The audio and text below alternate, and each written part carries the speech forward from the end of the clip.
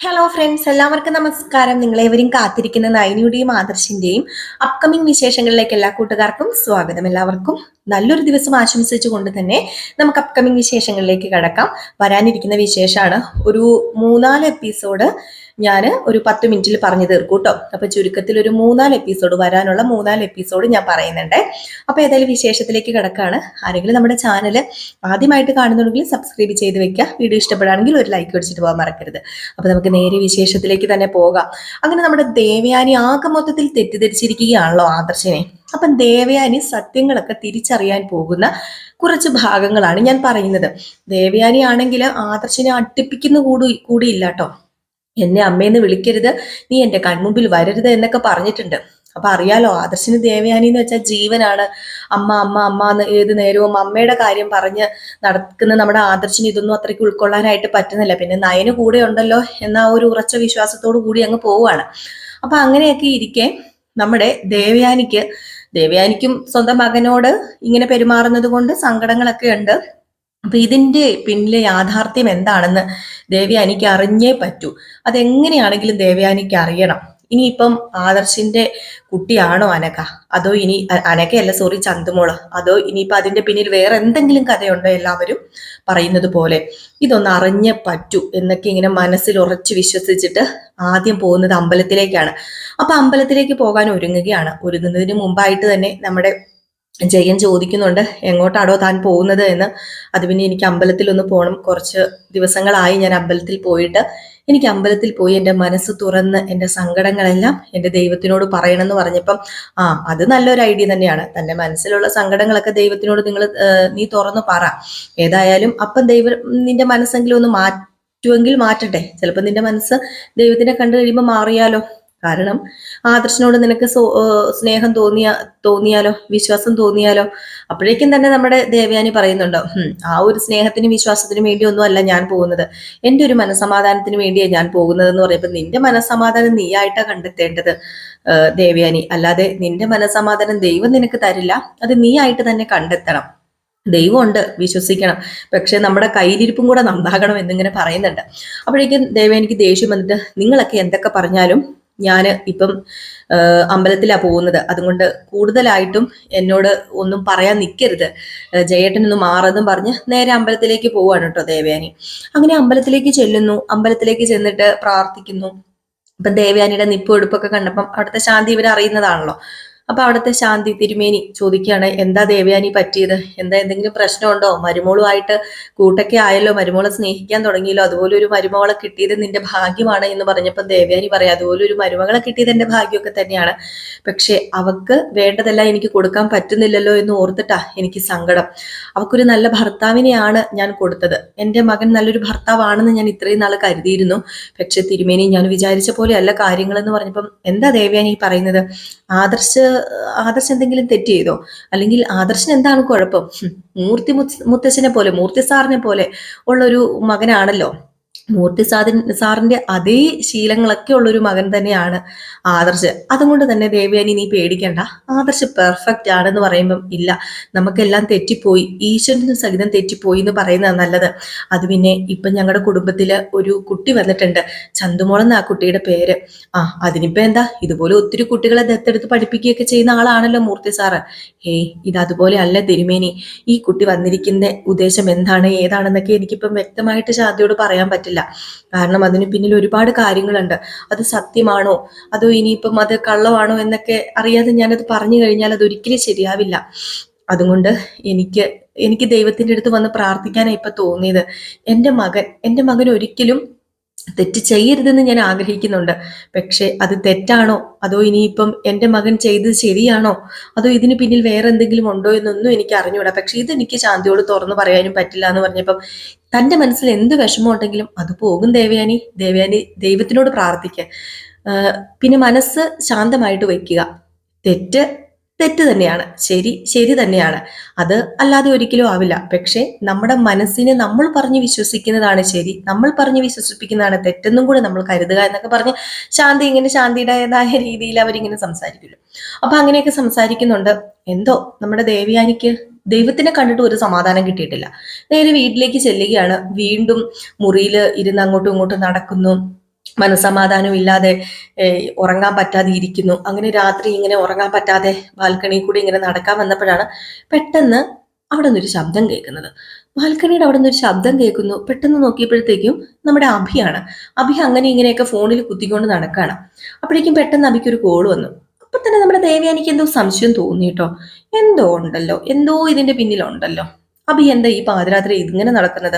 എന്നാ പിന്നെ അവിടെ നിന്നിട്ട് തന്നെ കാര്യം എന്ന് പറഞ്ഞ് പെട്ടെന്ന് മറഞ്ഞു നിന്ന് നമ്മുടെ അഭി പറയുന്നതൊക്കെ കേട്ട ദേവയാനി ഉണ്ടല്ലോ ഞെട്ടുകയാണ്. വേറൊന്നുമല്ല, അനഘയെ കൊല്ലാൻ തീരുമാനിക്കുകയാണ്. ആ രാത്രി തന്നെ അനഘയെ കൊല്ലണം. അനഘയെ കൊന്ന് അനഘയുടെ ആ ഒരു ഇത് ഒഴിവാക്കണം.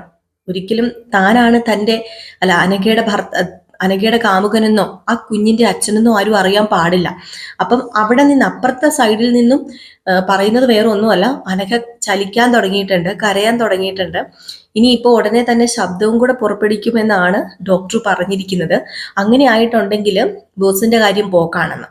അപ്പൊ ഇത് കേട്ട അഭി എന്താണ് അപ്പറേ പറയുന്നത്, ആഹാ അങ്ങനെയാണെങ്കിൽ എത്രയും പെട്ടെന്ന് അവളെ തീർക്കുക. ഏതായാലും ഞാൻ അങ്ങോട്ടേക്ക് വരാം, നിങ്ങൾ ഒറ്റയ്ക്ക് ഇത് ചെയ്യണ്ട, ഞാൻ അങ്ങോട്ടേക്ക് വരാം, എത്രയും പെട്ടെന്ന് അവളെ തീർക്കണം. അത് എങ്ങനെ തീർക്കണമെന്ന് ഞാൻ അവിടെ വന്ന് പറയാം.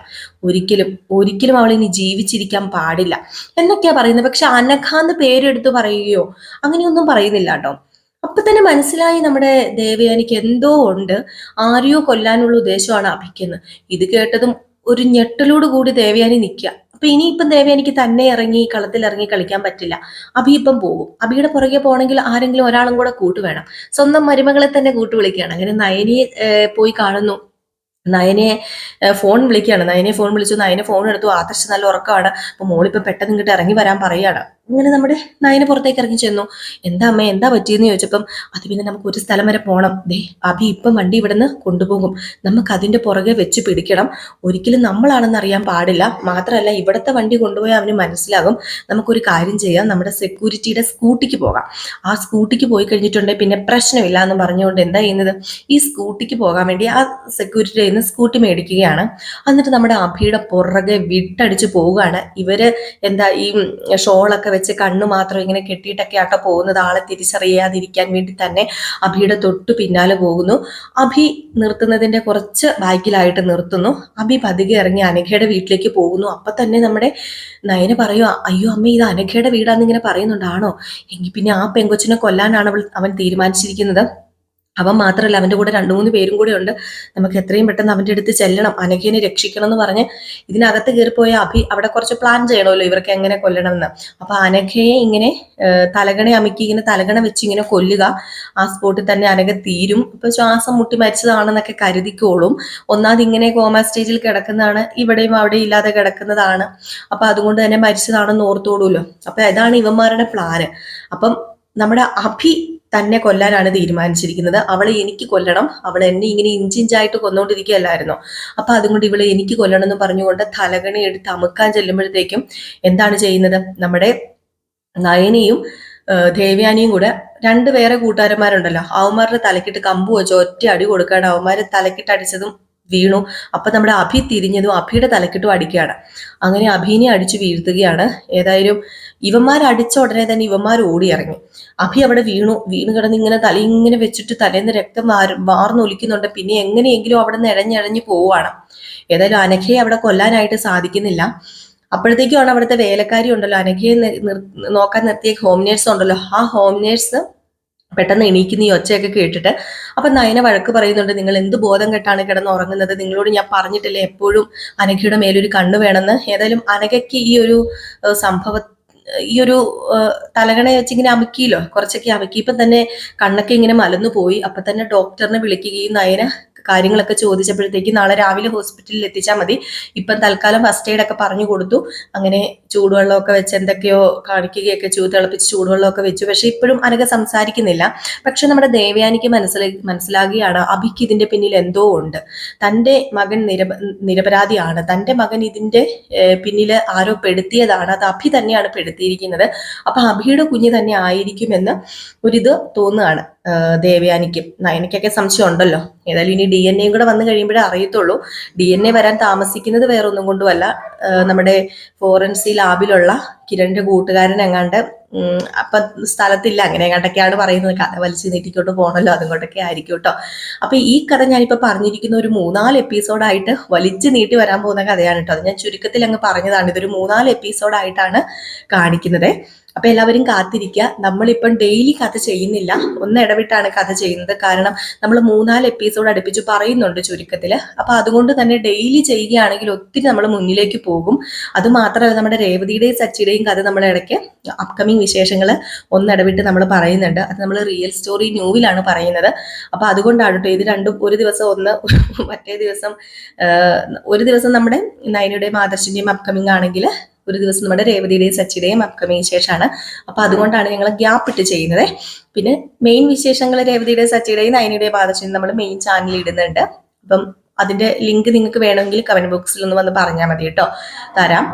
അപ്പൊ എല്ലാവരും കാത്തിരിക്കുക. അപ്പൊ അടുത്ത വിശേഷവുമായിട്ട് കാണാം. അപ്പൊ നിങ്ങൾ നമ്മുടെ വീഡിയോ ഇഷ്ടപ്പെട്ടെങ്കിൽ തീർച്ചയായിട്ടും ഒരു ലൈക്കും കൂടി അടിച്ചിട്ട് പോകാൻ മറക്കരുത് കേട്ടോ. അപ്പൊ നെക്സ്റ്റ് ഒരു അടിപൊളി അപ്കമിങ് വിശേഷങ്ങളുമായിട്ട് കാണുന്നവരെ എല്ലാവരും കാത്തിരിക്കുക, ലൈക്ക് അടിച്ചിട്ട് പോകാൻ മറക്കരുത്. Tata, bye bye.